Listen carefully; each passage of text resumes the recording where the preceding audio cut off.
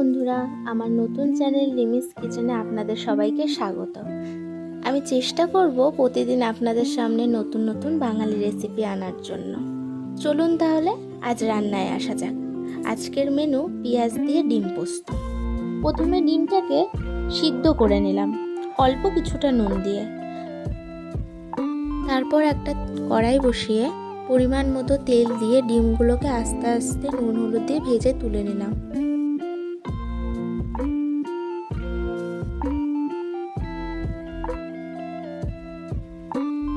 তারপর ওই তেলে খানিকটা তেল দিয়ে পেঁয়াজগুলোকে ভেজে এক এক করে স্বাদ মতো নুন, হলুদ, পরিমাণ মতো টমেটো, কাঁচা লঙ্কা দিয়ে ভালো মতো কষিয়ে নিতে হবে।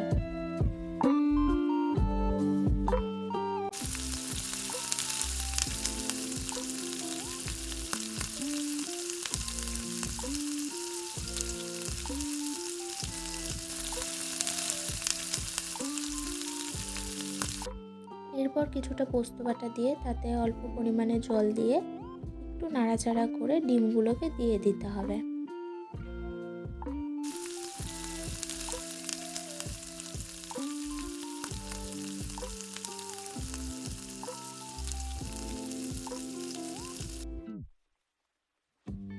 তারপর অল্প পরিমাণে জল দিয়ে ঢাকা দিয়ে রাখতে হবে 2 মিনিট। এইবার ঢাকা তুলে নামিয়ে নিলে রেডি পেঁয়াজ দিয়ে ডিম পোস্ত।